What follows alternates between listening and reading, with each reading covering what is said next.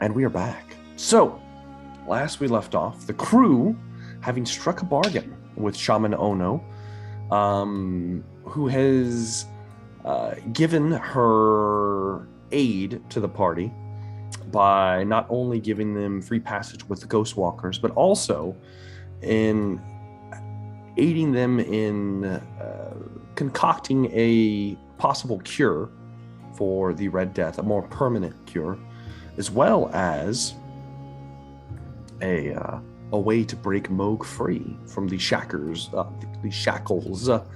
the Dredger. We'll twist a tongue there for a moment.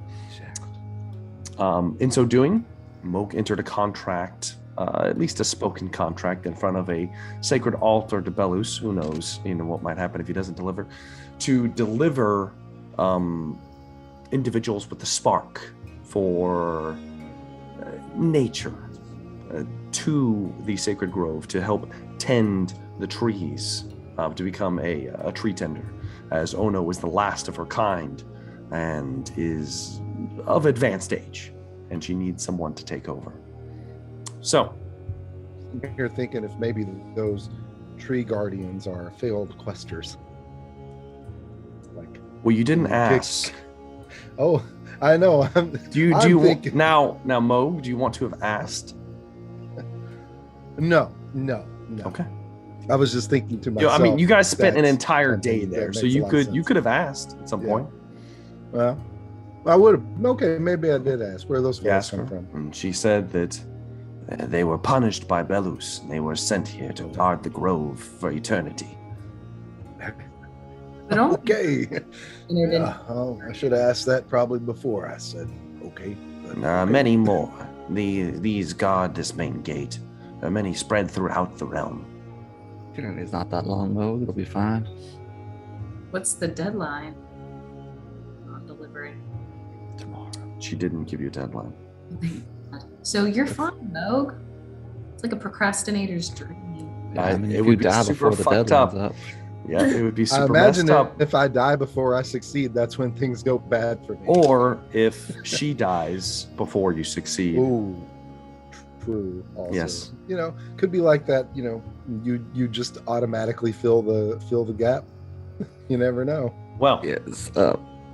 regardless, Since we're on the Become subject, death by killing death. I like to volunteer Nyala as the one we put into this. we're not having this conversation right now. We're there for a day. I mean, she Because we are jumping right now. Damn it! I want to seed's been address one planted. we're question. having a conversation. The seed was planted. So we are jumping right now. Table this for later. As you guys were all following a ghost walker through a tree portal that Shaman Ono had opened up in her grove that led you out into Can we darkness. name him Johnny? No, his name is not Johnny. He has a name. No one asked him his name. As he rushes through, the rest of you follow him. He immediately you see that there is some of the incense are already lit in his hand, and he has it kind of dangled down in not the same what the hell what are those things called? Censer. Yes, not the same as that. A more simple version of it, and he has a similar censer that he attaches to his waist so that his hands are free. Well, like an incense stick kind of thing. Kind of, yeah. But he has like a way of attaching it to his hip to where he can still use his hands. And there's a 30-foot radius around you currently, like there was before, where the fog is not encroaching. Oh, I know where we're at. Good. Follow me. We will make for the rest. Then we will talk of these tasks that need completing. Marching along with him. All right. Intimately close to him because he has the same. I would like to know your names. Who do I travel with? Zune? That is it. Oh, bro. It's Zune. Simple. Fine. Simply Zune. Well, Broadjaw, your kind have been quite trouble in these woods. Shit, shouldn't have said your last name. Rogar, son of Amu? Yeah, I've been away. Good. from home for a while. He's not even looking at you, Moog. He looks over towards Trist. Tristan. That's it. I'm like Zune. I only got one name. Nothing. Very well. And you? Velree? Also one name. And he kind of looks at her for a moment. What's your name, sir? I am known as Kaldar Mindahar. Oh, fuck. Cal. That's a lovely name. I'm going to call you Johnny Wall. As my name is, you may call me Kaldar. Kalar. Kaldar. How about Cal? Kaldar. We're notoriously bad with names. We will do our best. I'm so sorry in advance. Calgar. Kaldar. Dar. Kaldar, take me away. Kaldar. Kaldar. Where? Kaldar Mindahar. Speaking of a gar, I was like, okay, that's Garmin Arnar. Kilgore Mando. Got it. Yeah, he's gonna kill us. He's gonna lead us out. He's- The horse, and we'll die. He's just Yeah. shaking. got He's it. just shaking his head as you guys are walking forward. Kaldar. Rogar said his name properly. You know, just Thank you, if you want Rogar. to spare Rogar. You know. Highest intelligence. Um, we must move quickly. Keep up. You guys are all moving. It takes about a half hour or so of traversing. He stops at certain points in time and kind of holds you guys steady. He also directs you more than once to large patches of flowers, red blooming flowers, and warns you not to touch them.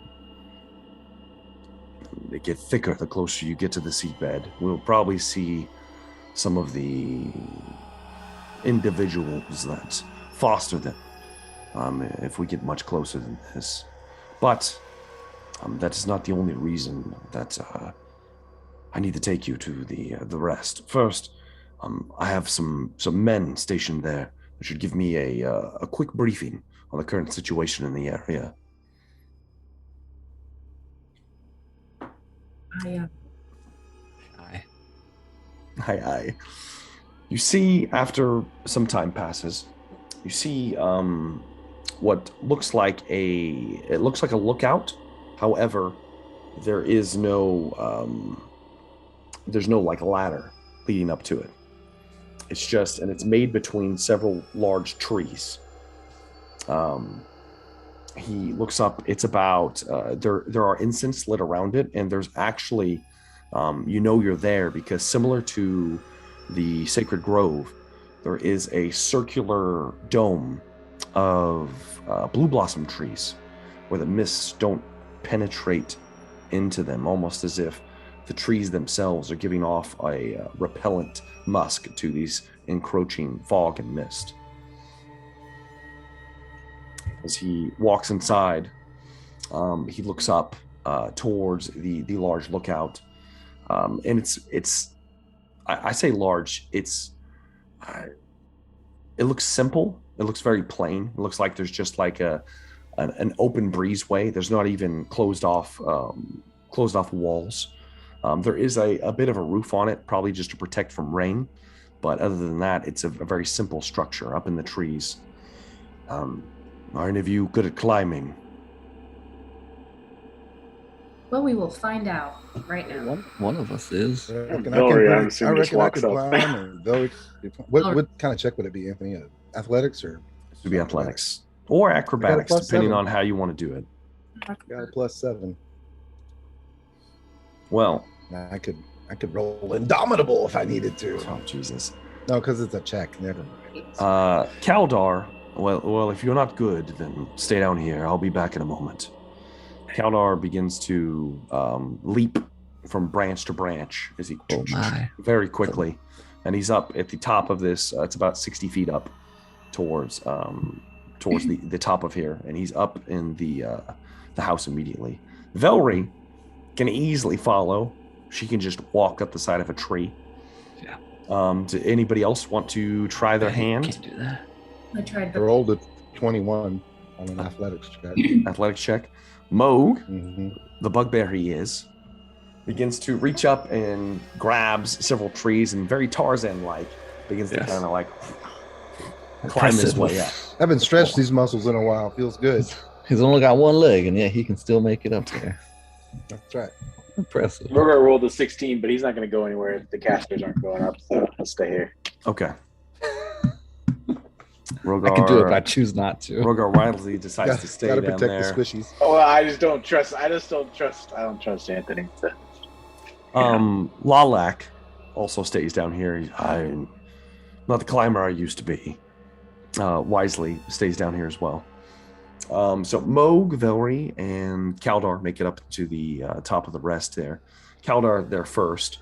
You watch as Moog, since Velree's not physically here, Moog, once you get to the top, a little bit behind everyone else, you see Kaldar talking to, it appears to be about 6, there are 6 more of these walkers, ghost walkers. All of them dressed in similar black leathers, though Kaldar has more of a tapered cloak and almost like a larger, like left pauldron, denoting him as perhaps maybe a higher rank. You're used to this kind of thought being Like those stormtroopers with the orange things. Yeah. You're used to this structure from like military kind of advancement, anyways. And you can tell that he's giving instruction and asking for reports, very matter of factly.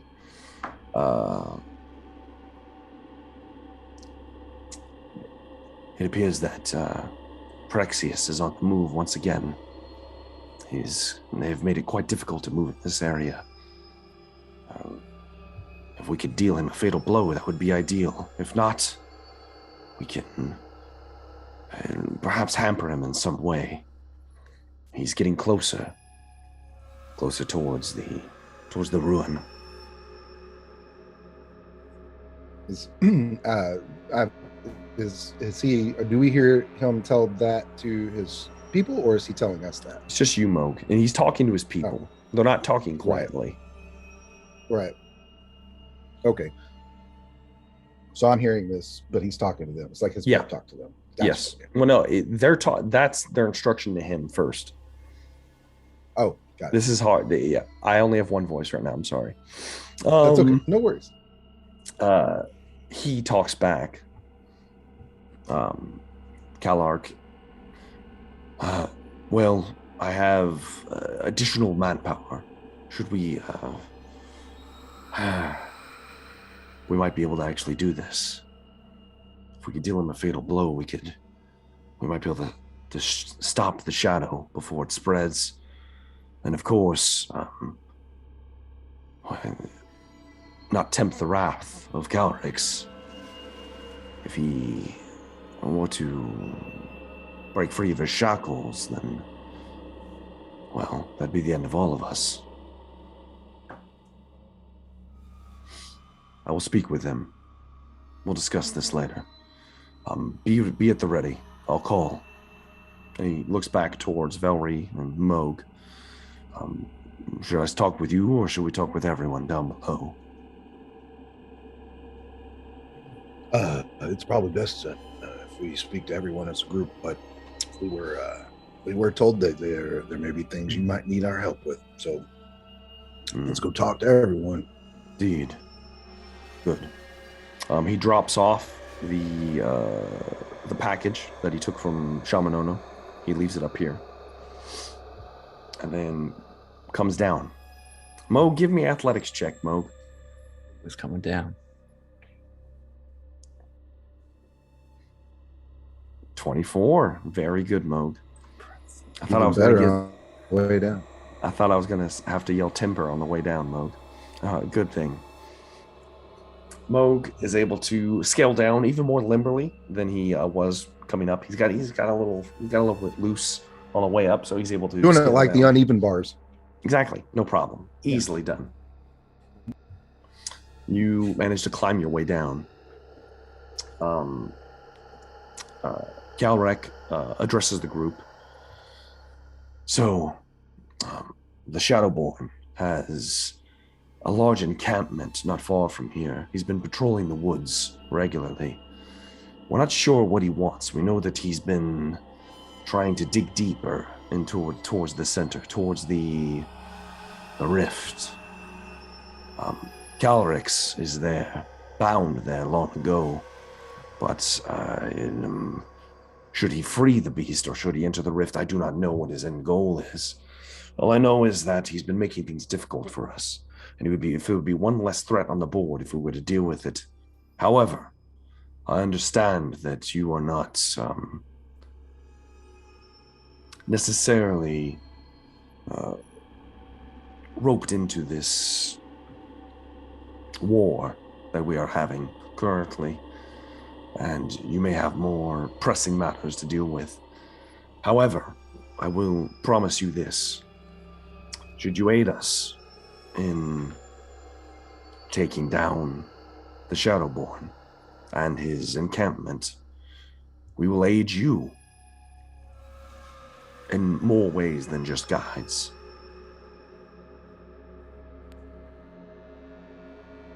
Moog would stated about, I think we should help. Sounds like these folks might give us trouble for all the things we might be in here to do anyway. And so it would benefit us to just take them out. As a matter of fact, we're probably going to have to do it anyway. Why ask questions? Yes, let's just go kill them all. Well, I mean, it's a dragon. Have you tried just bartering with it? Calrix doesn't barter. He's a beast of pure intent and greed. He's beyond bartering. And his mate is locked down below your city. What's this thing locked down below? Don't know what Calrix has no mate. Well, what's he trying to get to? That's below the ruins. Calrix is getting nothing below the ruins. Calrix's horde is within the city. He protects it viciously. The rift. Deep. The rift is at the center of the ruins. It is a rip into what your kind call the Shadowfell. A crossing. Oh. I don't want any part of that. His scales. What color are they? He has no scales. He's naked? Naked dragon? This. I'm gonna look at Rogar. If he had scales, they've lost their color when he lost his way. Is he bone? No. No. Very much not. What does he look like? He is a spirit.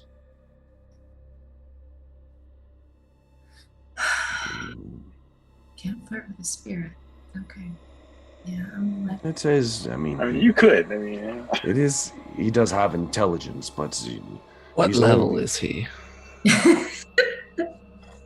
has intelligence to a great degree.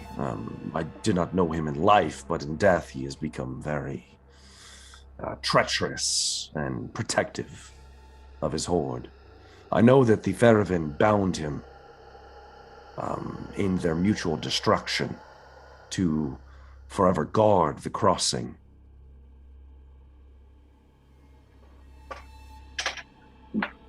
The crossing. Yes. What is the crossing? It is a site at the center of the ruin. I think it once was an old graveyard the Ferevin used to bury their dead long ago. It developed into a crossing to the Shadow Plane. I mean, if you kill him, well, it's not protected anymore if you kill him. Exactly. We don't want him dead. We want Prexius, the Shadowborn, annihilated. He is attempting to infiltrate the city. That's where I'm confused. Should he succeed, we do not know what destruction he might undo, or should he be capable of undoing the tethers of Calrix to his current prison, the fallout could be disastrous. Currently, he can't move far outside the city, but if he had free reign, who knows where he might go. What is Prexius? Is Prexius also a dragon, or is Prexius? No, he's a servant of some dark creature. He's, what do you call them? A sorcerer of some kind.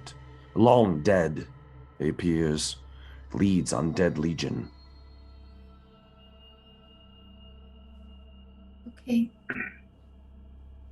Their forces are spread out. Their main contingent, where we know him to be, is well fortified.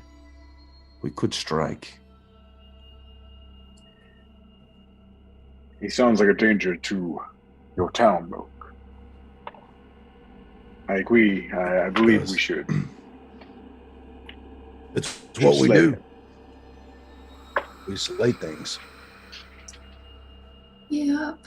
Won't be the first whatever we've taken down. Whatever. And it looks like we've got competent help this time.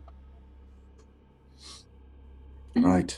Well, if you're in agreement, I will give word to my companions. Give me but a moment. And he will take another trek. Well, not even a trek. He'll just kind of walk over underneath the rest. And it kind of calls out in a different language that you've heard spoken a couple times in Sylvan. And another response is made. And then you watch as the 6 figures on the top dart out into the darkness with their own bundle of incense as they move away and disappear from view. All right. He reapproaches you. Kaldar does. All right. So, they will scout. They will report back, but we are to move into position.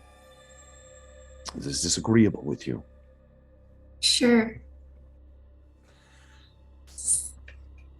Moog checks his rifle real quick. You don't seem sure. Do you need to stay behind? Never. I just need to check something. Where is that? I'm going to look for that vial that has the wisp in it. I think I was holding it. I don't know. It's still, If you still had it. The wisp still there? Kind of look in it. Yeah, it's still in there. Yeah, I'm good. Okay. Strange. I haven't seen one of those before. You have the wisp in the jar. Yeah, we'll see how useful this ends up being. Well, wispy in a jar. Let's go this way. I need somebody to roll me a D100. Wants to roll it? Sure. It's gonna be a 1. 56. I saw Moog roll a 56. Yeah.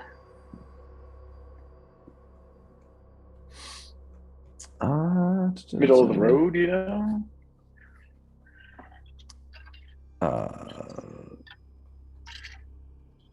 Oh, shit.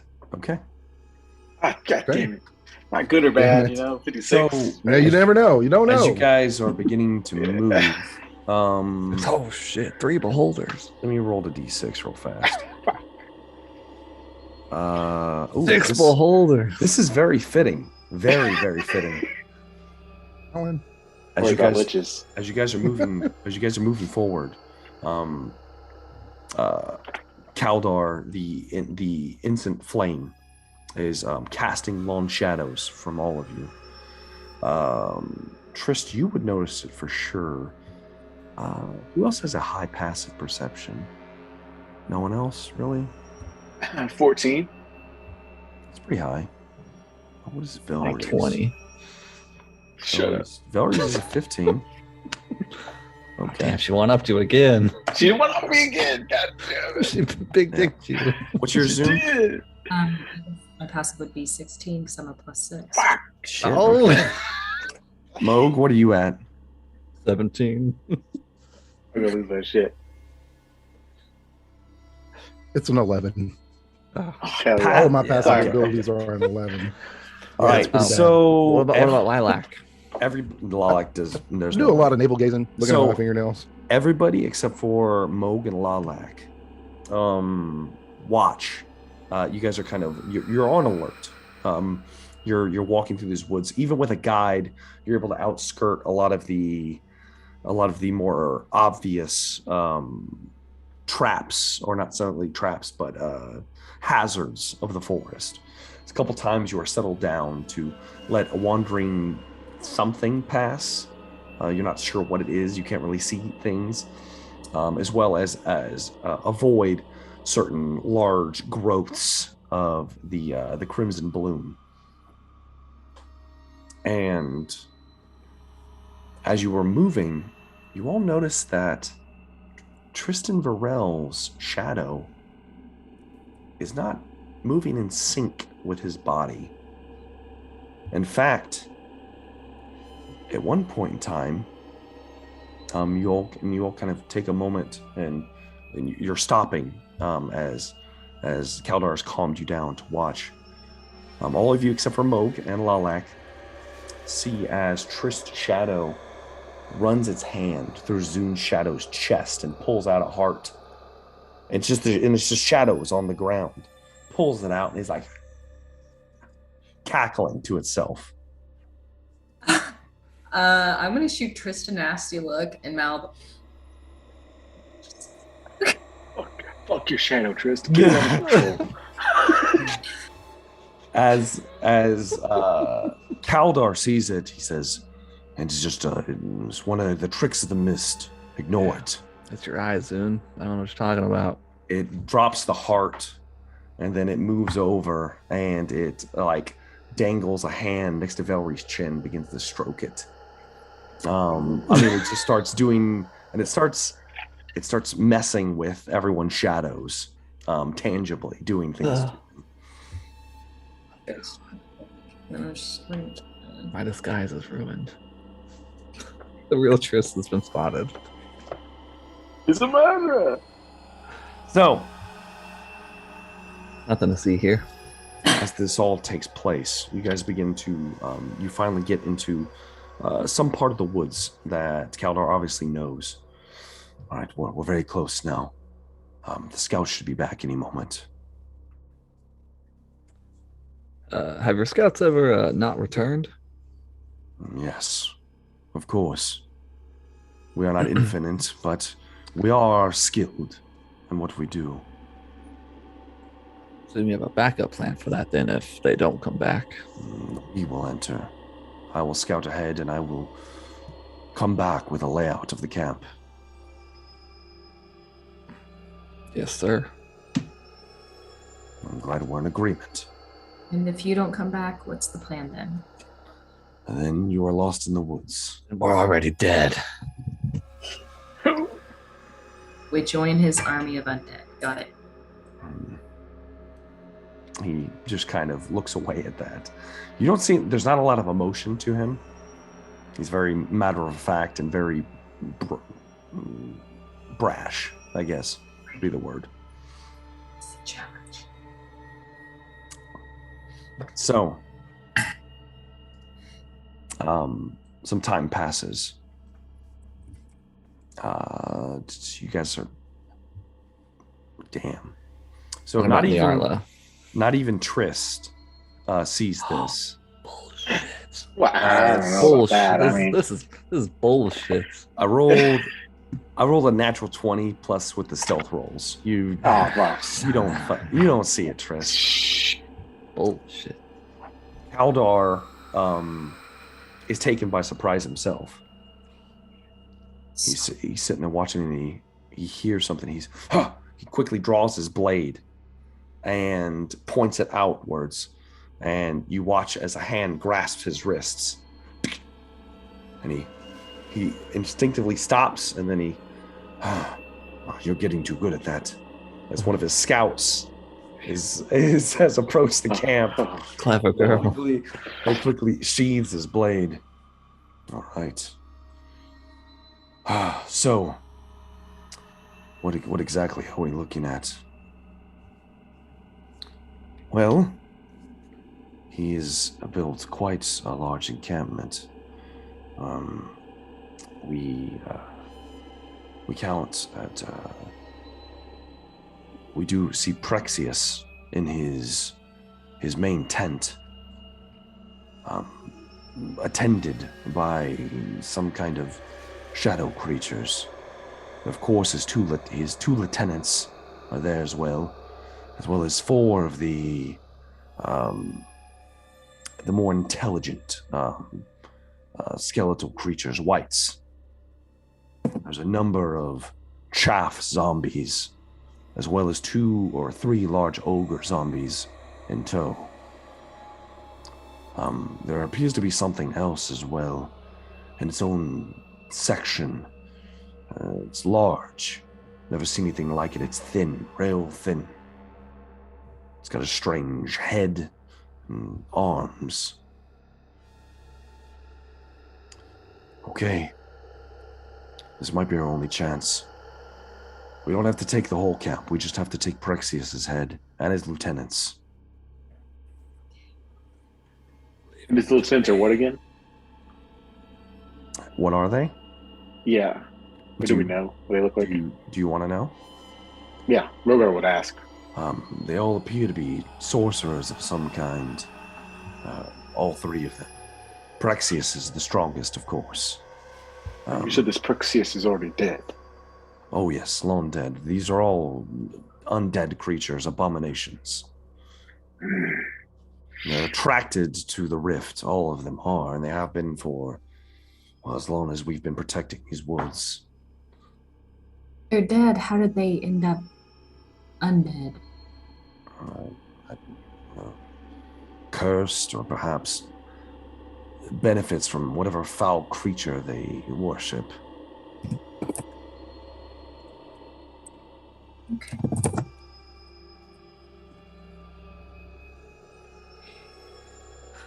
All right, well, let's get to it. Do you guys want to try to personally scout yourselves? Hell no. I suck at stealthing. Okay. I mean, yeah, probably the best option. Just believe him. Go forward. All right. There are the encampment is not built for it's not built for trespassers. He believes himself too high of station to be attacked so openly. He will not be expecting it. Yes, Rogar. Rogar is going to ask Triss, have you prepared one of those spheres? Well, Rogar, I knew there was a reason to keep you around. Oh, so. I totally forgot about that. I will create a little ball. Mm-hmm. I will cast the haste spell into it. Okay. And then I'm going to give it to Zune so Zune can cast a haste spell and concentrate on it. I have haste. Hmm? You have haste? I don't think I Oh, do. you do? Oh. No, Yeah. So Trist is actually, he takes some of his magic and he begins to warp space and time around it, and he traps it in a small bead of stasis. I follow. Like Yes. lightning bolt. Sorry, I thought you were saying you give it to me to also cast haste on, and I was like, what? No. You're giving it to me. Thank Yes. you. Great. I have this. Okay. You can cast it on your turn. It uses Trist's stuff. Not that it matters, but you would have to do the concentrating if you were to use it. Okay. With that, any other preparations that you guys need to make? Velree would cast Devil's Ward. Of course you would. Um, Like little flames dance around her. Mhm. Mm-hmm. Mm-hmm. Anything else? who? No, never mind. I can't do that for very long. So yeah, for me, I'm good. Okay. All right. Plan of attack. I'm not exactly sure what all of you are good at. Some of you it's obvious, some of you not so much. Are you more of a full frontal attack, or are you more of do you prefer to sneak in and take them by surprise? We Do a we little take no one by column A, a surprise. little column B. We go in and take a little surprise, and then we just kind of smash. It depends on Do what you're into, but yeah. We go in and smash really hard. we do our best to try to stealth, but we usually fail. And it devolves into savagery. The less I have to make dice rolls is the better for me. I tend to disappear when things get the worst. That's very true. I'll tell you what. Stealth roll. Me, I will take my men, and we will create a distraction.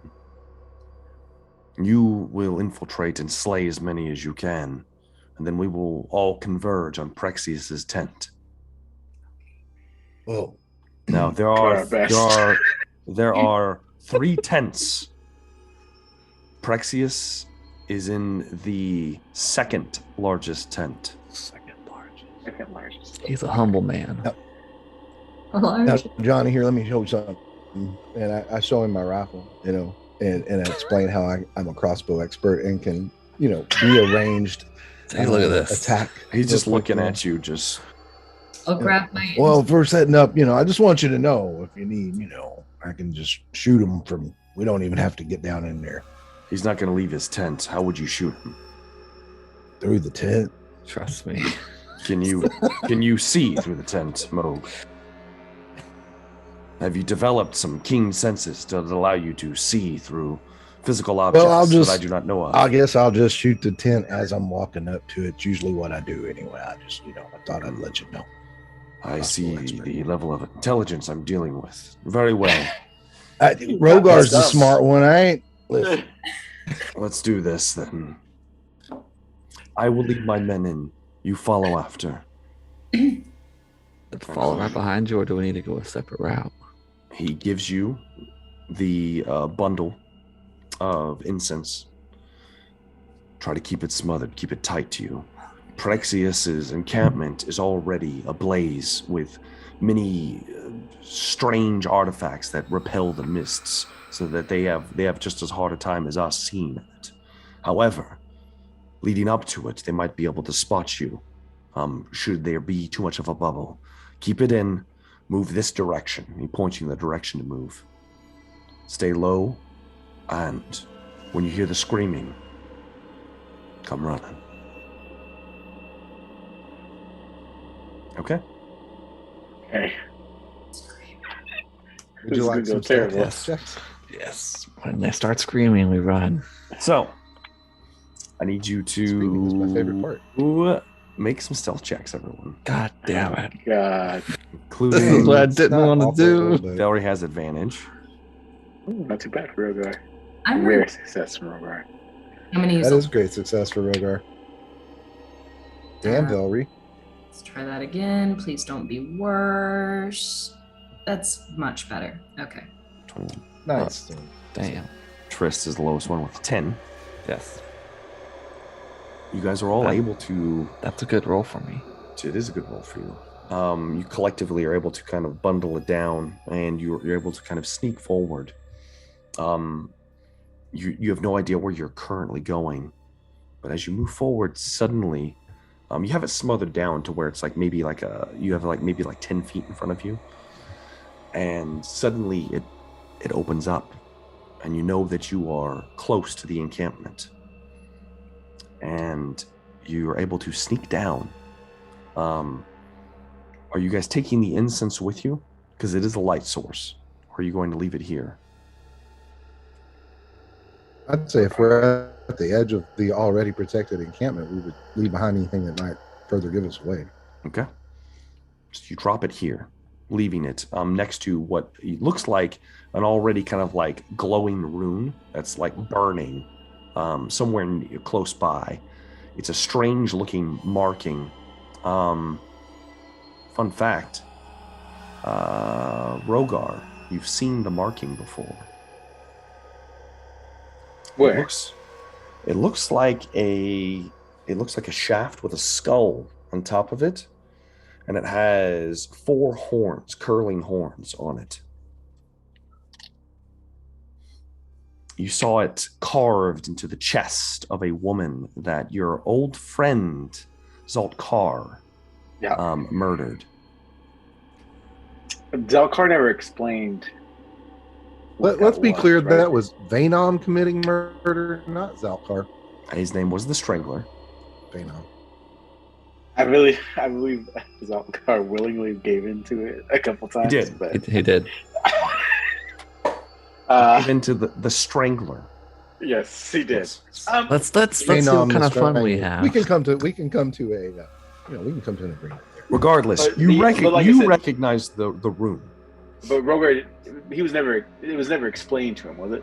No, it was explained to him. Zaltkar didn't explain much. It was because I think it wasn't it? Because we had the body underneath in Din's bar. Atlas did some explaining. Atlas did some explaining. That's what it was. Ended up looking at it. Yeah. And then we forgot. Yeah, we hid bodies in a cellar under a bar. We forgot like with the spell book or something. Yes. Oh yeah. It was bad. They ran off. They ran off with it. Oh great. It's fun. Mistakes were made. Yes, Rogar remembers that shame, and it continues on.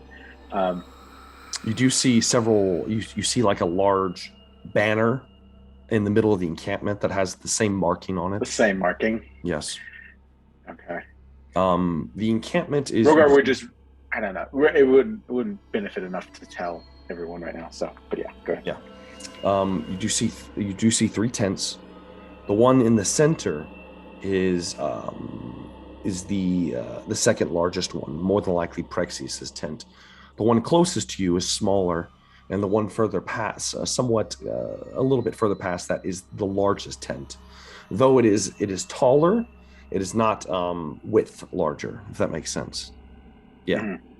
Regardless, though, you see that. You do see some makeshift stakes that have been kind of staked into the ground around the periphery of this encampment, as well as a multitude of shambling corpses. Some of them clutching weapons, strangling the ground. Some of them completely unarmed. Some of their flesh rotting off. Obviously zombies of some kind walking around, as well as 4 more heavily armored skeletal individuals with shock white hair, and blue balefire eyes, large swords on their hips, kind of looking around, creepily moving despite the lack of muscle tissue, kind of monitoring the camp, as well as 3 larger ogre undead, big chunks of muscle missing, yet the creature still kind of lumbering around, not exactly methodically, just kind of like whatever the task they were set to. Within moments, you witness as you guys all hear a almost like a battle cry as motes of light up on the periphery of the open space on the opposite side of the encampment that you're at, as 6 or 7 figures dart towards the encampment. The white lieutenants look over and they point towards the figures, and the zombies begin to slowly move in that direction as the ghost walkers all slash their faces and don a bone mask of blood and interesting. It looked like demonic faces. They all get one. And as they do, most of them have either a large sword or 2 smaller blades. And the blades are the ones giving off this radiant light as they dart forward. The creatures appear to be kind of beginning to move in that direction. What are you guys doing? You said we were right next to one of the 3 tents? No, you're not. You're currently outside the encampment. If you guys would like to get closer, you can. This is all happening right now. Yeah, we. Prexius and his 2 lieutenants. So, if that's what you remember. that all I remember. Bullshit. All right. Moving in. Are you guys moving quietly or are you moving quickly? Yeah, quietly. Quietly? Well, to not draw attention. All right, you begin to shuffle in. I'm going to need another stealth check. Oh, no. As you enter into the actual nearby area, you roll for Velree. Oh. That was close. All right, Tristan is just so eccentric he can't stealth. All right, A +1 on my stealth. I don't like stealth. So you guys are moving in, and as you are moving in, the palisade, not really palisade, the stakes are spread off enough apart that you guys are able to kind of slip between 2 of the larger stakes. They're kind of set at weird angles. Obviously, the zombie-like creatures are the ones who set up this camp, not the most dexterous individuals. And you're able to make your way through a small gap easily enough. As you're moving in, you're approaching, you have to make your way past the smaller tent. And as you do, you hear the sounds of battle as fighting is happening outside of the encampment, where it looks like battle is being had. And a creature runs past all of you. It looks to be one of the armored wights with the kind of skeletal white claws and the blue balefire eyes and the shock white hair. As it moves, it looks towards the tent, like it's going towards that tent to do something. It's muttering to itself. There are just a small number, like maybe 3 or 4 zombies following it. And as it's moving in that direction, it looks over towards where all of you are currently moving in. And it doesn't see anybody, except it sees a small flicker of something. As Tristan Varel fails his stealth roll. But it stops. It stops for a moment. It stops and looks. It whispers to the zombies, who then begin to move forward. What are you guys doing? It looks to be just staring in that direction. It hasn't made any movements itself. The shambling zombies are moving forward, though. Is there a way we can shift fire and project it far away on the other side, but make it look like a human figure? Make one big light. I can do that up to, hang on, far away from us, opposite direction of us. I want it to, I want it to start near us and then move away. All right, what are the components for this spell? Let me find it. It's origami. It's not origami. I don't know. Origami. Is it vocal? I do not believe so. Let me check. Let me confirm. Let's see. It is vocal shit. Okay. So. No, dancing lights. I'm sorry. I didn't mean that. I meant dancing lights. I got it wrong. I was like, wait, cantrip. That is vocal, somatic, and So here's what you'll have to do, Zoom.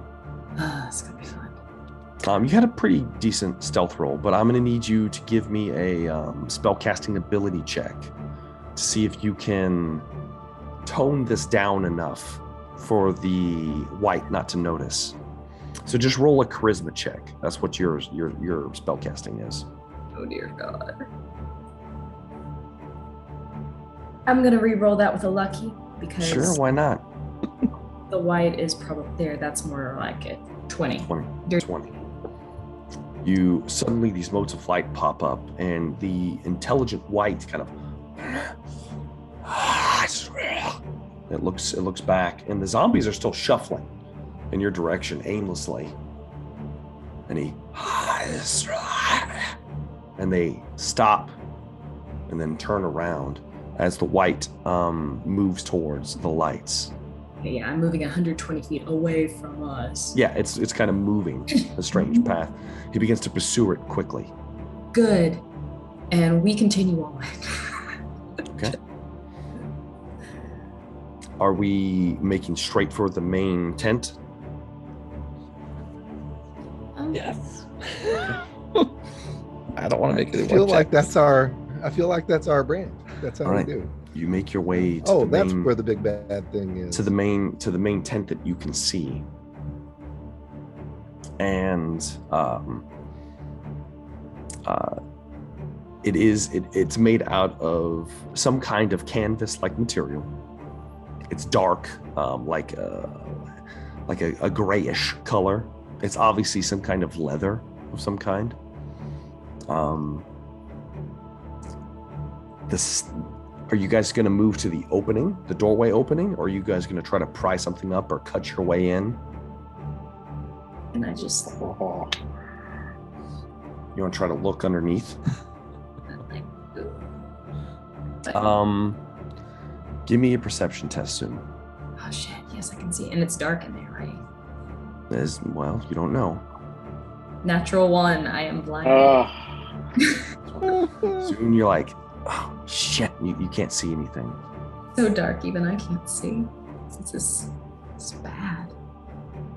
Now, this encampment's pretty well lit up. It's not pitch black. This is bullshit. You do see that there is some kind of light inside of the tent as well. And there are like torches set up at various points that are burning. It hurts my eyes. I guess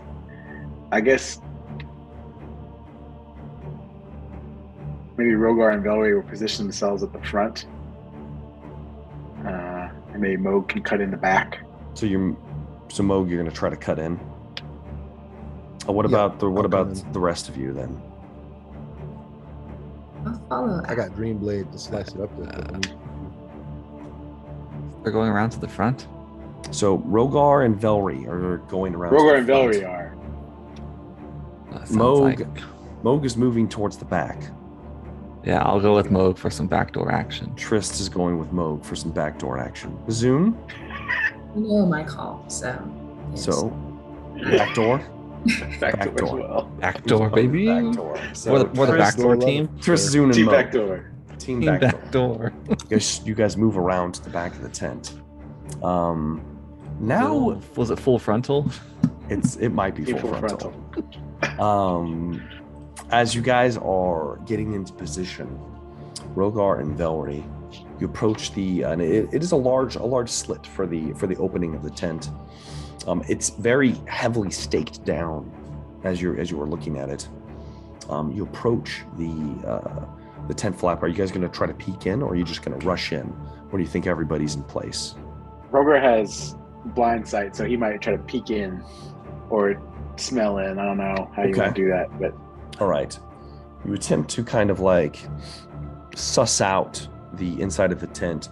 The inside of the tent appears to be somewhere around like a 50-foot radius. It's it's large. Yeah. I don't know how you want to do that, but he would be searching out. He'd be trying to figure out a position. If there's someone there that he can tell. You get a faint whiff of like almost like incense. Give me a perception test. Okay. Now, you won't have advantage on this. It'll just be regular test. Okay. 16. Okay, with a 16, you're able to kind of suss out a little bit of information. You can tell that the incense are masking a decay. It's subtle, but you do smell a body, at least one, on the inside. Can I position it? It's somewhere towards the middle of the tent. Okay. Rogar will kind of point towards the middle, I guess, or kind of gesture towards the middle of the tent to Velree. Okay. Kind of like. Yeah. Yeah. And then Rogar is probably going to I cast message. Rage out and go in. And he's going to rage. Yeah. As he rages, he's going to inspire Velree and Moog. Do you have to be able to see Moog? I don't know. Let me see. The sound of his voice, I think. No. No. Well, let me see. Let me see. 1 second. All I would say to that is, it's my birthday. That's the big shit. Oh, happy birthday! All it says. Let's see.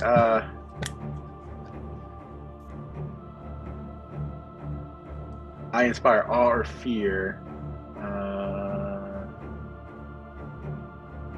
It says they have to be within 60 feet. It says and then it says for the inspiring presence, it says, inspires my allies to greater height. The target creatures are immune to fear condition and may add your charisma modifier to all attacks. It doesn't mention it. Technically, it doesn't mention anything. I just don't know if you did put it in there. So but it doesn't mention anything about it. Yeah, the intention was sight-based, but what I will do is I will say that so your intention is to give Moog the inspiring presence. Mm-hmm. I will say that when he sees you, he will gain it. He'll get it until he sees until he sees me. Okay, that's fine. Okay. Yeah. Right. So I need everybody to roll me initiative. Okay. Well, we're in place at the back door, front door team. Whenever you're ready. Entering the front door. Let's breach and clear. Oh, I gotta roll advantage. 11. You guys are ridiculous. All right. So, do we get surprise round though? Do we sneak up on this bastard? You know, does he even know we're there? It's funny that you mentioned that, Rogar. Okay. You go to move in, Rogar, and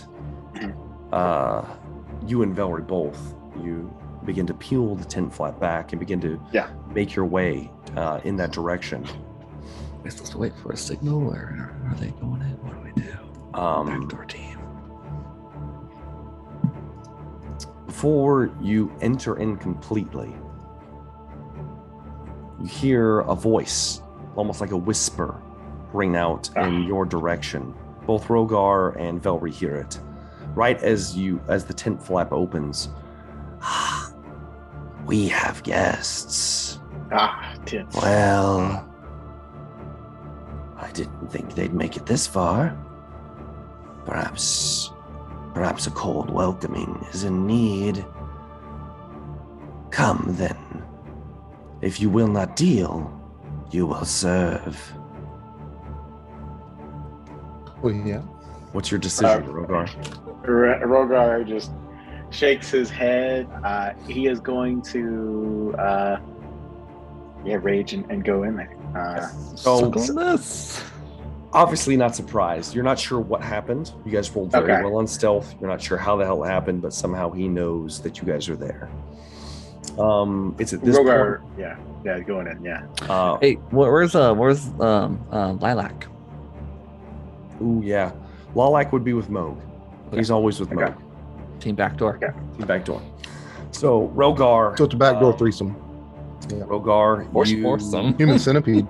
Jesus. Bugbear centipede. Rogar, you rush in. Your passive investigation is what unfortunately is not high enough. However, you see right at the precipice of the tent flap is a small, thin, silver thread. When you move the flap, alerted the individual inside to your presence and instantly knew you were there. So you begin to rush inside, and we're in firm initiative at this point. As that is said, but he doesn't know about Team Backdoor, does he? Well, you don't know. You don't know. No one knows. No one expects the backdoor. No one expects Backdoor. Sometimes it just slips. You guys, you witness, you hear large figures beginning to lumber in the direction back towards the camp. Oh. You don't see it. They're too far off, but they're lumbering back. Next up in initiative are, let me see what they're, yes.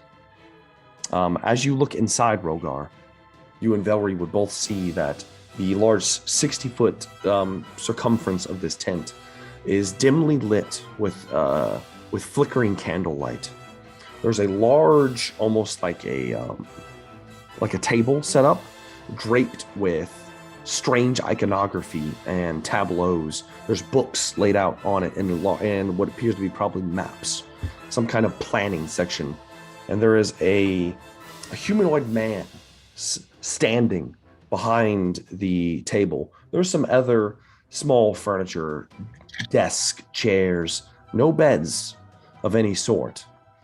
And the man is draped in robes. His skin is tight and gaunt. There are holes in his cheeks where you can see the tendons. You can see the teeth. He is obviously very much dead. He has blue barrel flower eyes. He's wearing a almost like a small crown. And he holds in his hand a small staff in the same visage of the symbol that you've seen, though not quite as whole. And he and it's quite small. In fact, he holds it and looks forward. There they come. There are two more entities within this room. Shadowed entities that you see that shoot forward, and they float in the air, and they're about 30 feet above both you and Velree, just kind of dangling upwards. They're humanoid, very tall, right? I guess. Very, yeah. It's tall. Yeah, it's like a 60-foot dome, you know. Okay, wow. So they float up and they're moving in your direction, but they're not on the ground currently. They appear to be made of shadow itself. They have demonic faces that look like they're actually fleshy and somewhat, and they have long claws, but their body ends in a thin wisp, almost like a ghost. I mean, you don't know what this is, so I don't need to explain it really. It does have like nasty looking jaws, and it appears to have almost like a purplish like skin almost. That's kind of like wreathed in this shadowy substance. There's two of them moving in your direction, though they can't reach you. Zoom, it is your turn. Team backdoor. Was there any noises made? I mean, would Rogar like roared? There will be, yes. Okay. Okay. Backdoor. Right, so we don't know what's going on. We just know we were told to enter through the back. Yes. Then I will. Velree never replied to my message about we were coming in the back door. It's too late. Zune, what are you doing? Can I? Oh crap! How do I get through this? I'm gonna just lift the. Ta-da! You try to lift it. I mean, can I lift it? It's just, you can give me a strength check. Shit. That's gonna be real sad. We can't lift it. You got a rapier or a knife? I don't even know. Oh shit. Oh. I got the knife. So, Zune, you reach down and you... No. You grunt in pain. Oh, no. Nothing happens. The tent, the flaps don't even move. You're in between two stakes. And you're just like, shit, this is heavy. God. Okay, bonus action. I'm gonna put some Bardic Inspo on Mo. Give Mo some inspiration. All right, I like it. Okay, that's gonna be the end of Zune's turn. All right. You guys are in the back. You guys hear a stirring in the tent behind you, the large tent at this point. You hear something kind of moving around. Do you glance back? Anybody? I imagine we're a little spooked, and I would. Who's coming into my back Zoom, door? Trist, Moog, and Lalac kind of glance back. A thin hand, large, pierces out through the flap. No, it doesn't. And begins to curl it aside. It's complete darkness inside this tent. The hand is green and withered flesh. It belongs to a large creature. It is rail thin and bony. As it moves it aside, Lalak's like, it's the thin man. It's the thin man. And he starts freaking out. Sorry. That's all that happens. It's Velree's turn. Oh God. Velree. Velree's gonna rage first off. Yes, of course. So Velree's gonna bonus action rage, and she is going to. She can cover shit. She can move 60 feet. Yeah, well, 65. Okay, she's going to rush the. Would Velree attack the wispy figures, or would she go for the throat? Tough call. Velree. You know she would go for the throat. Yeah, she'll probably rush. She rushes underneath the ethereal, like shadowy figures. They're too high up to get opportunity attacks or anything. They're just kind of like, and they kind of look back. One of them looks back. The other one's still focused on Rogar as it makes a beeline towards Prexius. Let me see here real fast.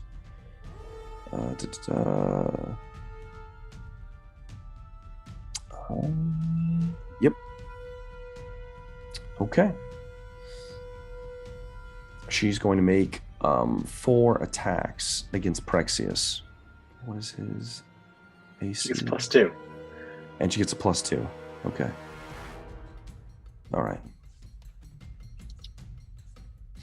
All right. Where's her sheet? There it is. We get her actions. She's going to go reckless. She always does. Yeah. True. First attack. Natural 20. Yeah. That's what I'm talking about. Second attack. 28. Was that a 19? Rolling like Velree right now. Rolling 18 and 19. Third attack. Dirty 20.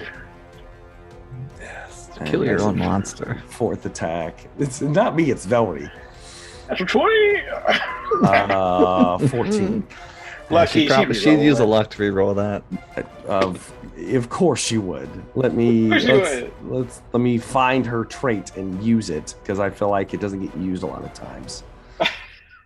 What? I don't believe it. Boom, I clicked it. All right, we'll re-roll it one more time. 22. God damn it, man. Yes. All 4 hits. The first one was a natural 20. What card? Let me pull a card here. Slashing damage, maximum damage, and you roll the dice again. Oh yeah. Damn. So it'll be just. Oh my God. It's just a D6 for her. So it's actually not the best one she could have got. So that's going to be 6 + 5. So 11, 13. Damage is damage. So 13 plus 2. It'd be 11. Yeah, what's her rage stuff? Do you know what's your rage right now? It's +3 plus an additional 2, so it's +5. So plus 5. So Okay. +5 + 5 + 6. So 11. 16. Right? Hold, She's at please. a plus. Yeah. Her strength's 20, right? Yeah, so it's 11 plus you guys have 5 for rage right now? Yes. Total, So, like with all the blessings and everything? yeah. Okay, Yeah, so it should be 16. Yeah, 16 total. Mhm. Okay. Glad we can work through that.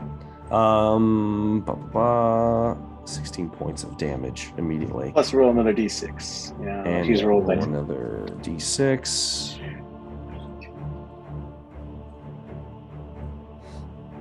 And an additional 6 points of damage. Yeah, Jesus. That's what she would want to. I mean, it's ridiculous. That was just one. Just There are one 3 claw. more attacks. There's, yeah. 22 points of damage, 1 hit. Do it 3 more times. All right, so let's go ahead. It's going to be an additional 7 plus 12. 5, so additional 12. And then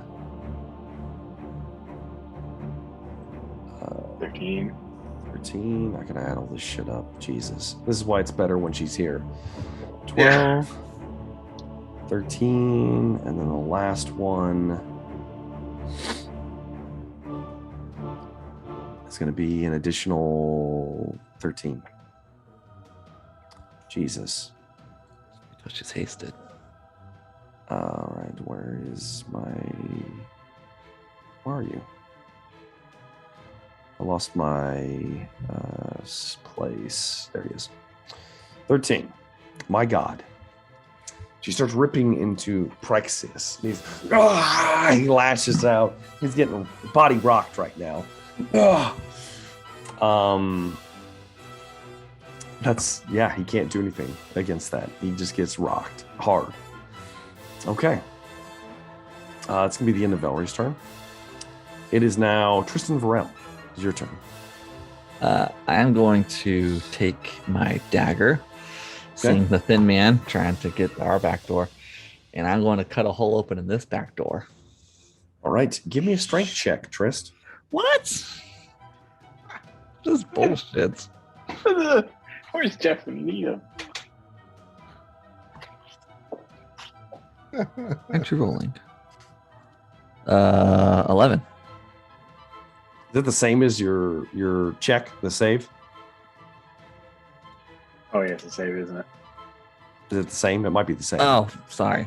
No, my save is a 0. Your check is a 0? So it'd be 10. Oh, -1.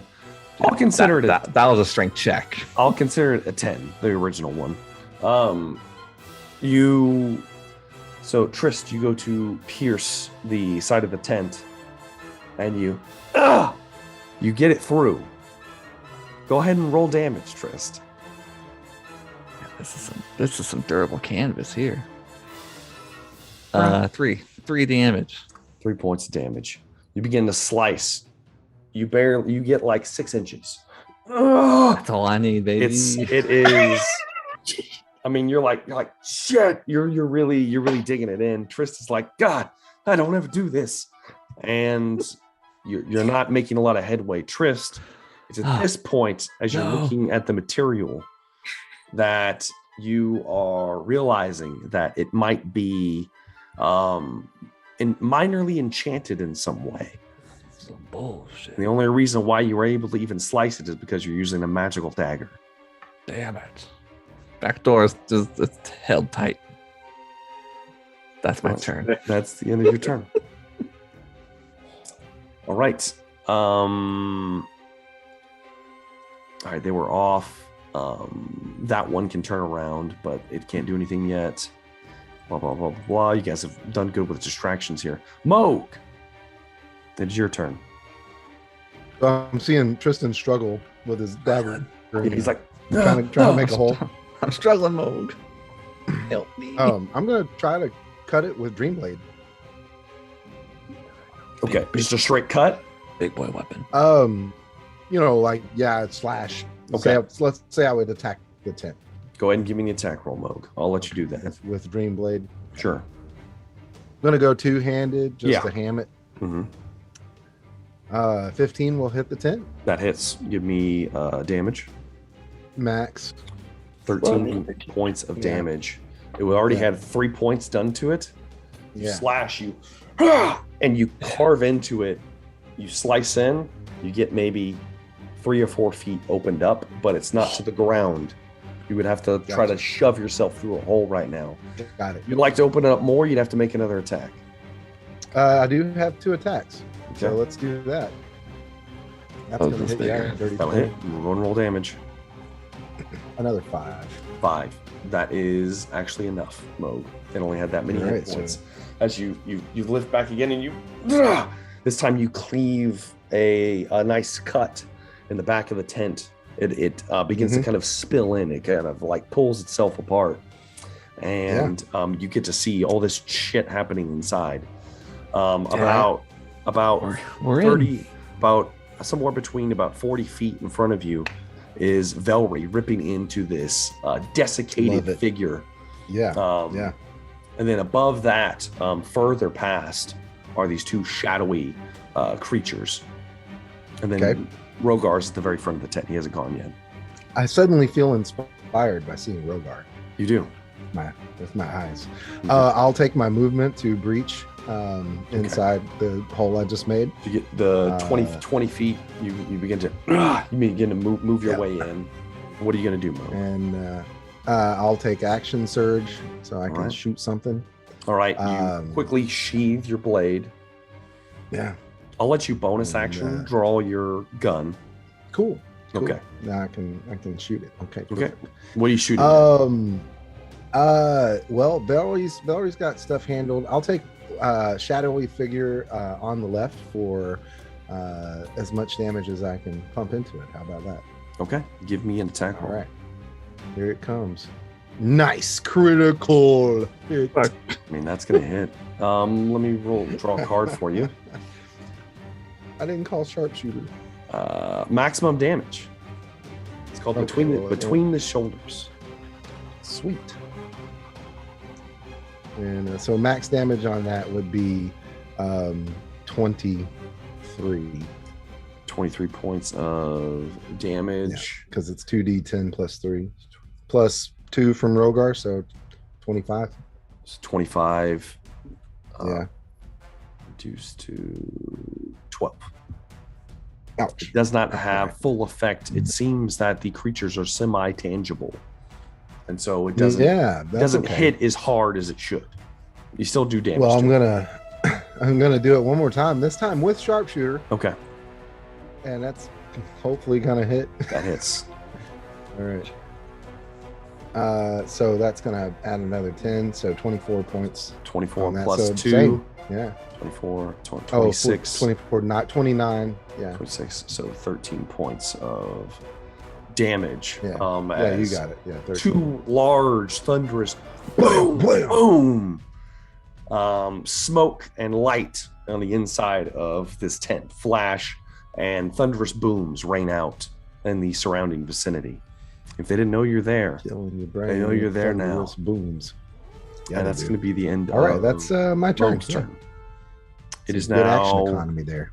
Rogar, it is your turn. All right. How does the one that Velree and Moog attacked look? I guess now Velree attacked Prexius. Moog shot one of the shadowy creatures that are kind of floating in the air. How did both of them look? The shadowy creature looked like it was semi-hurt. The round passed through it and into the tent, though. It kind of like ripped a small hole. But some they're of 30 feet in the air. They're about 20 feet above you. Okay. We're loosey-goosey on this. About 20 feet or so above you in the air. Okay. The one that's shot is bleeding. Some kind of like black ichor from the wound. The Prexius is his kind of robe is just torn where Velree's been ripping into him, and he doesn't look good. I'm going for Prexius then. Okay. Can you move 60 feet? Yes, I can. Okay. You can get into range. No problem, Rogar. As you rage and you move in, you're going to attack Prexius. I am. Recklessly, I'm sure. Yes. I'm going to use Great Weapon Master first. Let's do it. He's feeling himself. That would be 16. 16 misses, Rogar. Oh! I thought I had chance. Velree rolled so hot. I'm sorry. She did. I didn't know what the low was. You watch as you swing at him. As you swing, it's like his defenses have gone back up. He doesn't move his hands or anything, As you smash into him, your blade reflects off of a spell-like barrier across his body.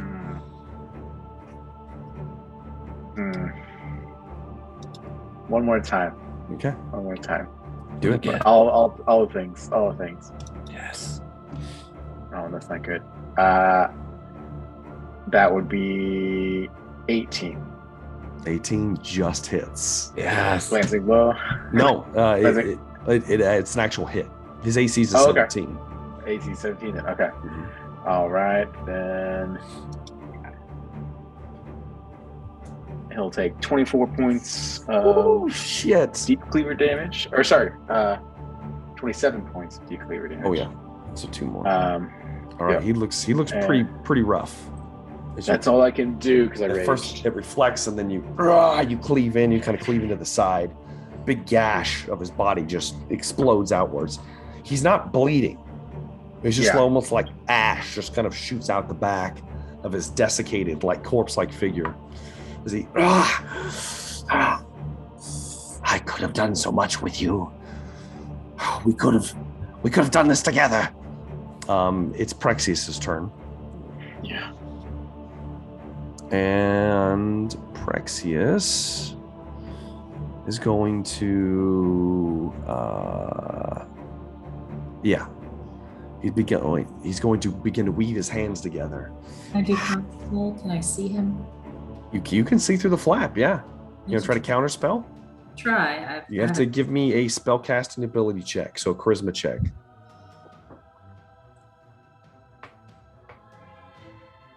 So spell attack?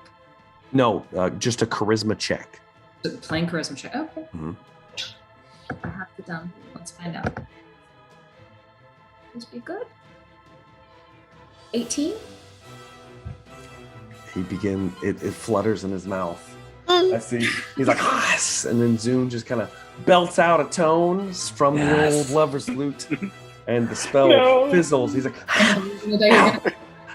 He looks back. He looks back towards Zune. If a skeletal, like a socketless skull, could have fear in its eye, it does now.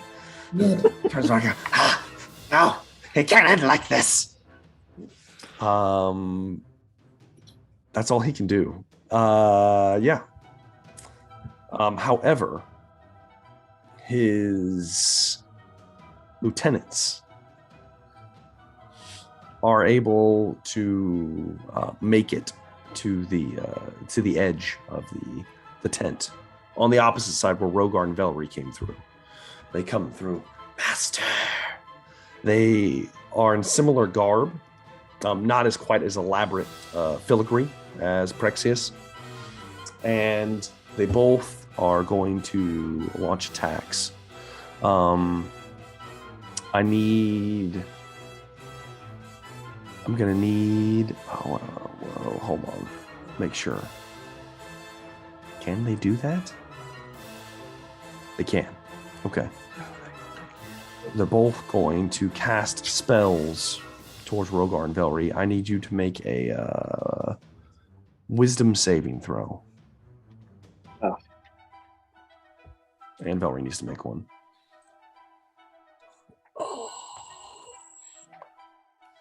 Velree will use her luck to roll again, because why wouldn't she?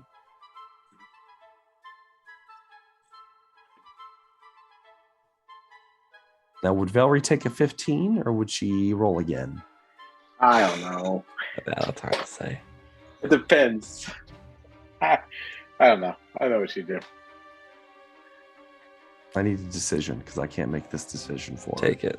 She's immune to fear right now. So if it's I know she's fear-based- immune to fear. Okay. I just wanted to make sure. Yeah, Probably take it. Okay. Yeah, I guess so. So, let me pull up my shit. So you want to save one luck. The two creatures begin to shadowy tendrils erupt from the ground, begin to wrap themselves around Rogar and Velree as they are again going to be held in place. Rogar bursts off of them.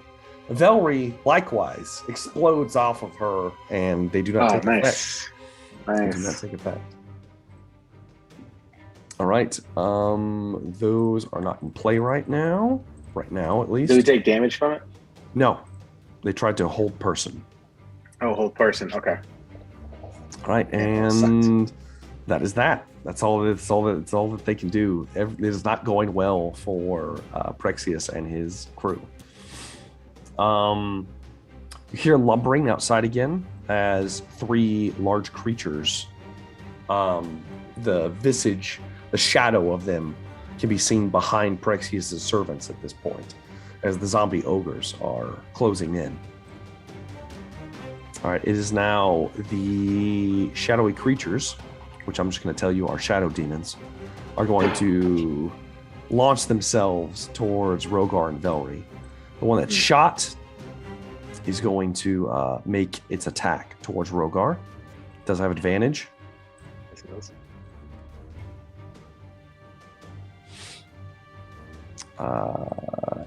16 Rogar. Misses. Son of a bitch. It lances out, and you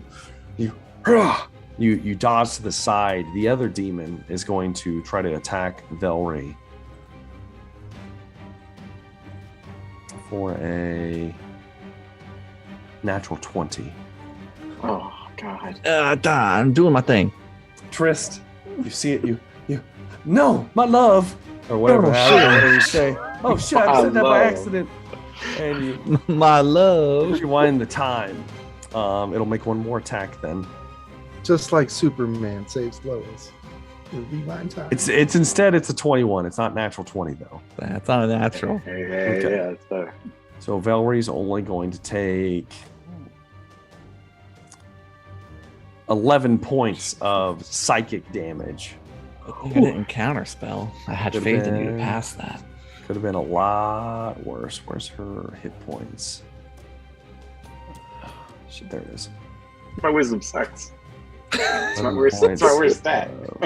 Psychic damage. I had faith. The demons are done. Zune, it is your turn. Moving into the tent. So the ogres are approaching us from outside, and no, they're on the opposite side of the tent, where Rogar and Velree came from. So they're not near you. Okay. In my mind, I'm thinking like a little tent, but no, this is like a circus tent. It's big. Well, let me go ahead and do this.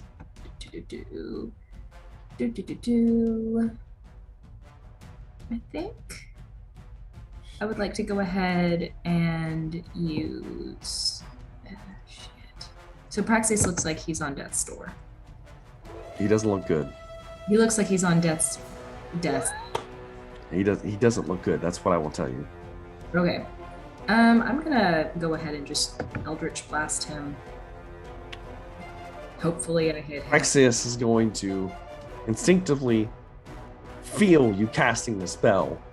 Oh no. Turn around, and he's going to counter your Eldritch Blast. That's fair though. He still a cantrip. Wipes it out. He can't afford to take any more damage. He expends a spell slot to prevent you from doing so. Do you move into the tent zone, or do you stay outside? Stayed outside, which is probably wise, but you still have a bonus action. Bardic Inspiration on Rogar. Okay.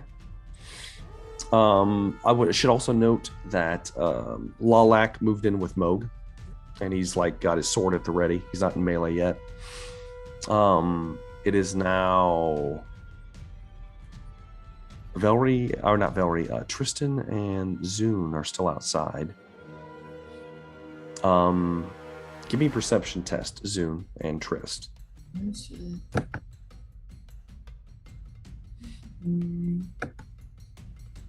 Oh, Tristan's. I don't see anything. Got 11. All right, let me make sure I roll for this.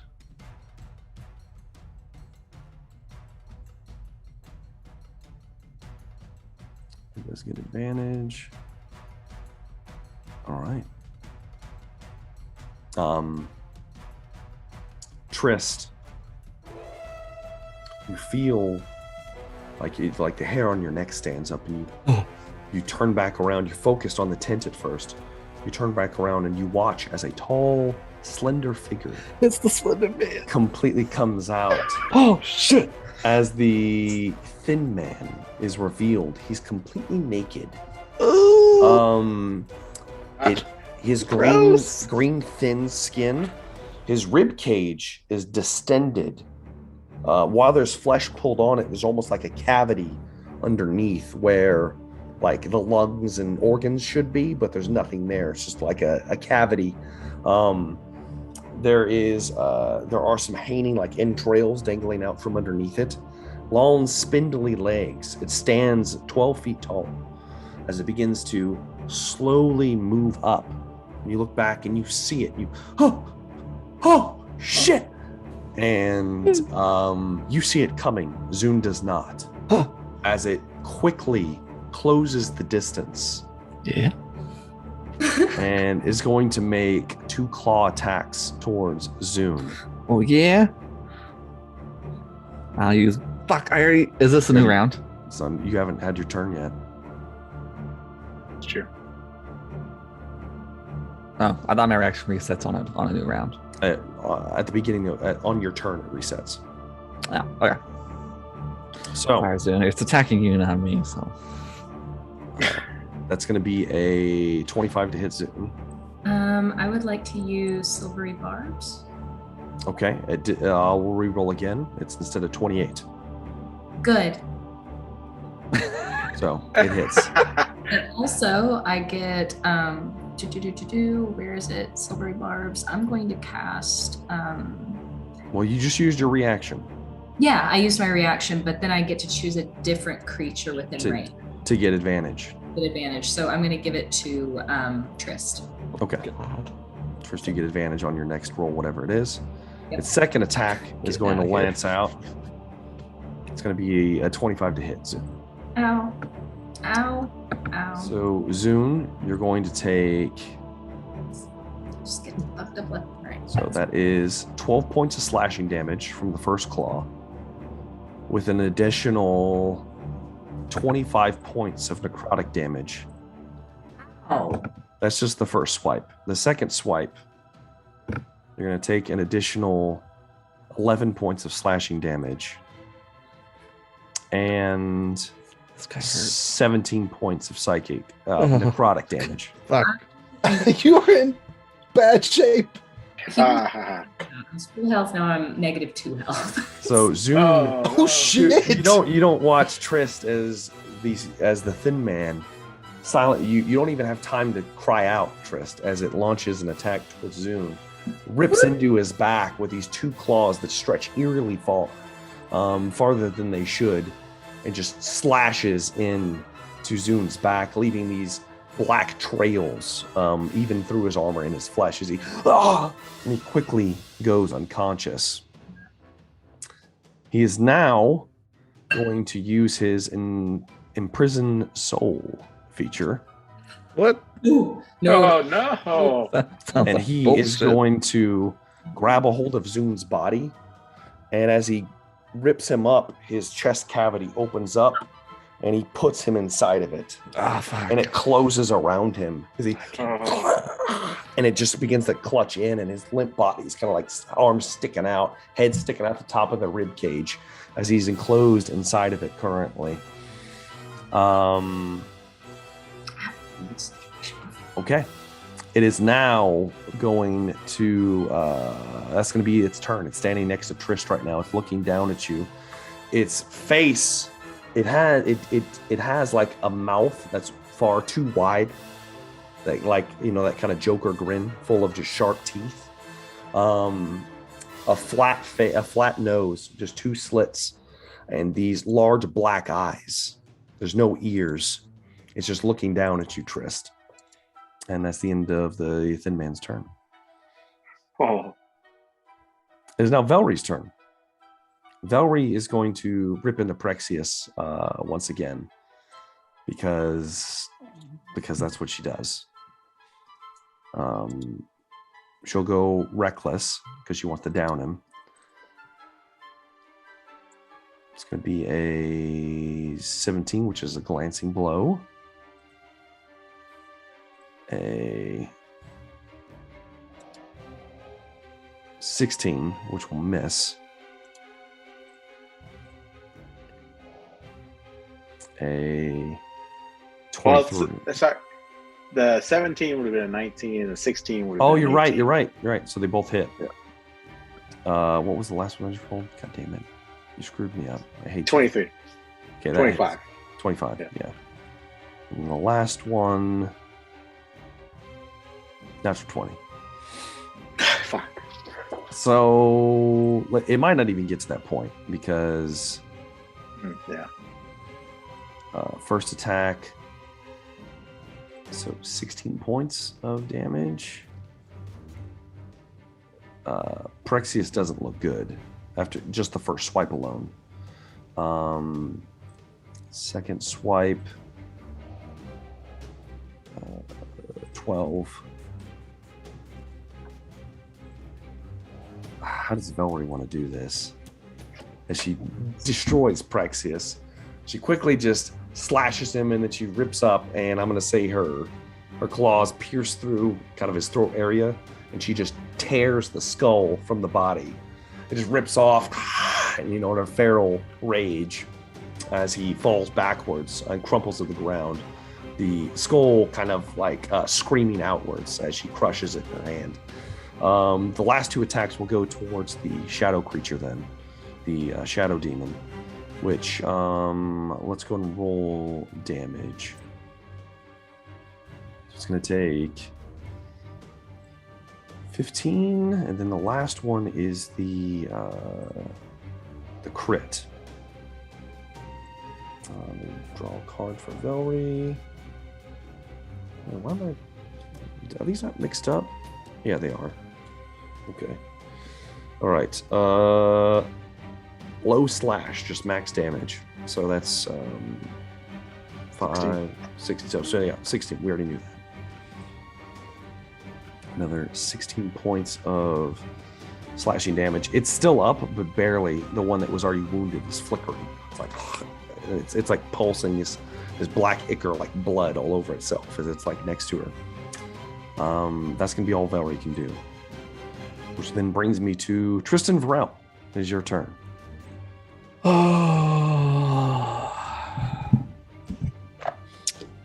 Any part of Zune's body sticking out? Yeah, there's like a hand sticking out, or his legs are dangling out from underneath the rib How high cage. up is it? He's 12 feet tall, so it's and its legs are longer. So you're looking at probably like 8 feet in the air, probably.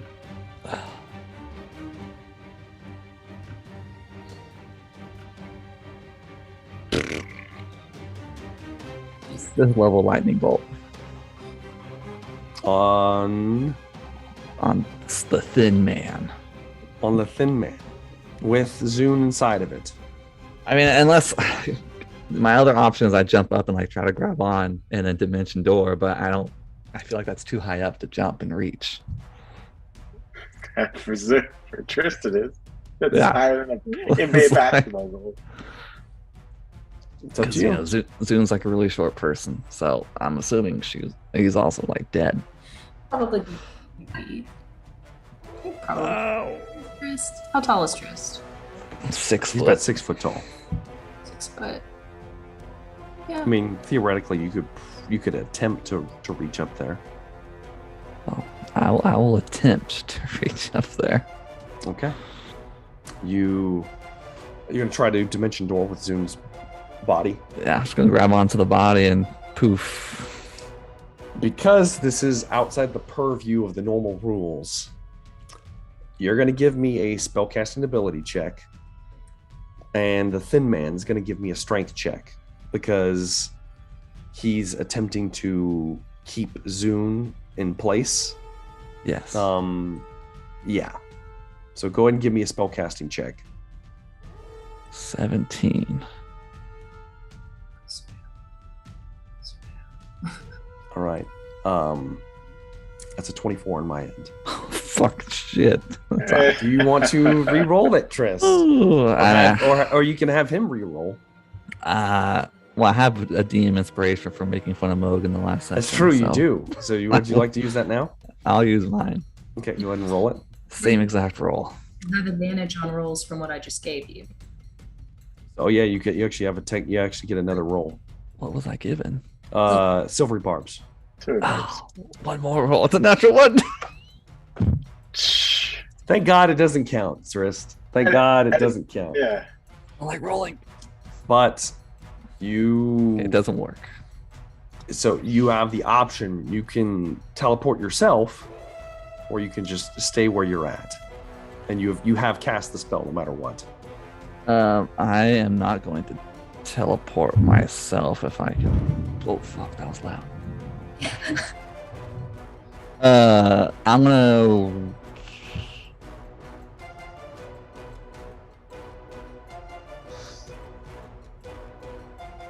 I'm going to. Yeah, it is loud. Go in the tent. It made its way to Conway. Okay. So you're using your dimension to. Yeah, I'll use it. Okay, where are you gonna go? Where Moog is. Okay. You kind of it's about 20 feet in front of you. Yeah. Phase out and you're like, oh shit. All right. Yeah, I'm gonna save any reactions. Yeah. Okay. All right. Those are not in combat right now. Moog, it is your turn. Prexius has fallen. Oh yeah. One of the demons is on death's door. The other one appears to be untouched. And then the thin man is behind fucking you. Shit up. Yeah. Yes. Yeah. Okay. So I don't like Thin Man. But do I need to do anything to know he's there, or can I just know he's there and turn around? Trish just teleported next to you and he's freaking out, so I'll say yes. So I just say okay, yeah, because I would be like, why are you freaking out? And I would look and I would see this guy, and I would use the remaining 2 shots in my. Okay, give me some attack rolls to sharpshoot this fella. Sure. And what I'm also going to do as I sharpshoot, I'm going to do a goading attack. All right. As well. So let me go ahead and see if we hit. All right. So sharpshooter. I'm going to use my bardic inspiration, D10, which is a D10. Yeah. Make sure. That was D8, Moog. It was a D8. Whoops. Thank God. It was hiding. Yeah. Sorry.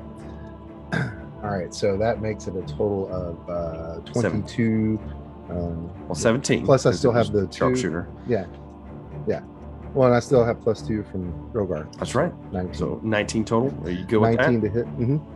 That hits. Yeah, I'll go with that. Awesome. So we'll go ahead and roll that beautiful gun damage. It's going to be at 17 plus 2 more, so 19 points of damage. Oh, and he needs to make a wisdom DC save as I'm doing the goading attack. Okay. And I will get to add another D10 to that damage for using it. So go ahead and roll it. What's the so now it's a 15 DC 15 wisdom save. Barely fails. So you got a 14. All right. So he has disadvantage on all attacks other than me. Other than you. Until the end of my next turn. That's good to know. Yep. All right. So there you go. All right. As you just unload two blasts, boom, boom, into the thin man. It like flinches back. You're trying not to shoot Zune. That's I would inside be of its chest. Aiming the head. Aim up.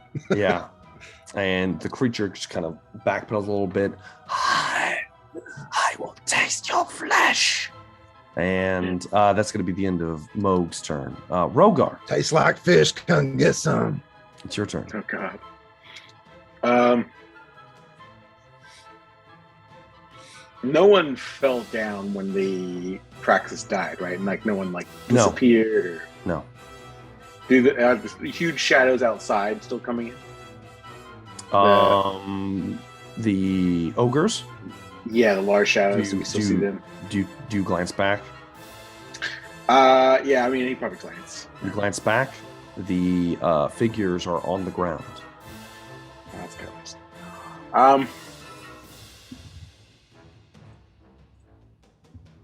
Orga's going to attack one of the shadow demons that Velree was. Okay, go ahead and make an attack roll. This is just going to be a regular attack, not a. Well, no, it's going to be regular master. All right. Reckless. That would be 19. That hits. All right. That will be 15, 25. 25 points damage. You cleave through this one. The demon cries out as it's split in two. Shadowy stuff spattered out. It is dead. Okay.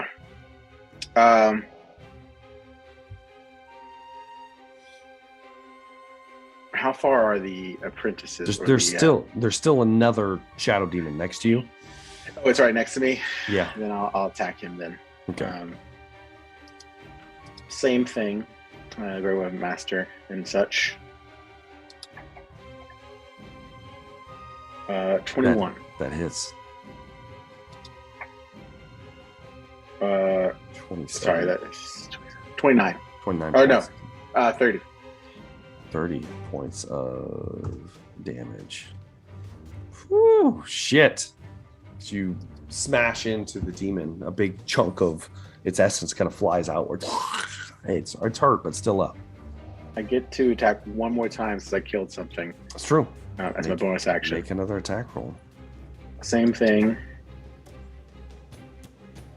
22. That's going to hit. Made one attack. What was that? On my turn, I only made one attack. Oh, you did?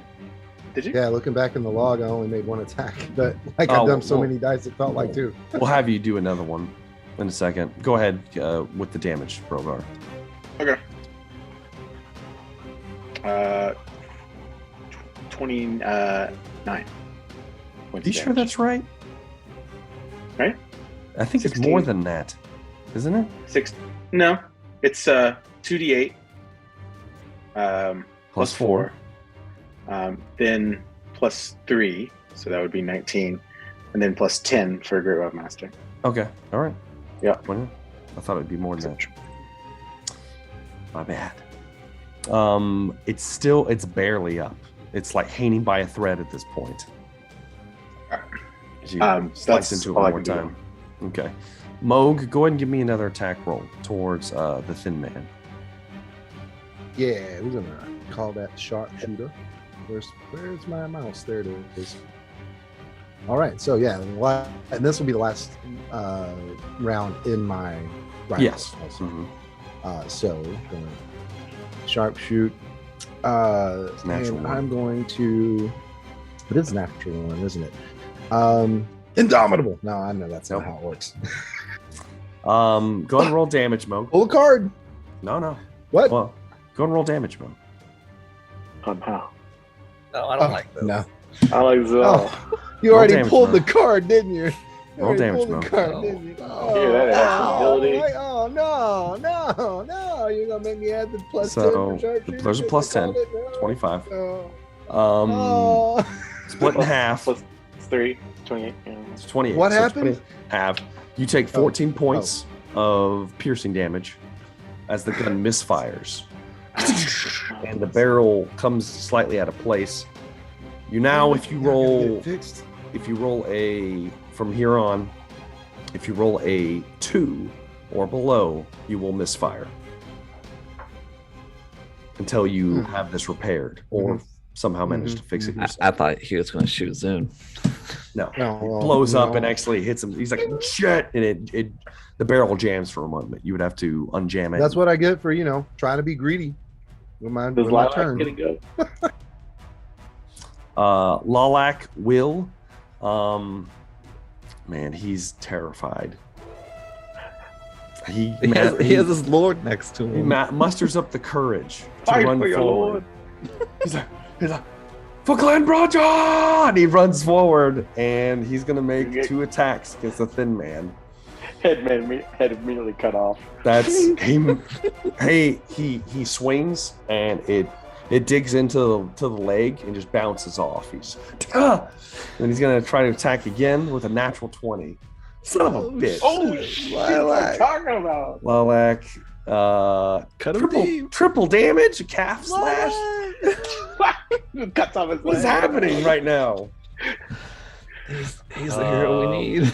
Exactly. He's two-handing his sword. So that's 24 points of slashing damage. Hell yeah. Hold on. Let me find my. There he is. Backdoor. Not resistant. It's not resistant. 24 points of slashing damage. Is he? He bites in.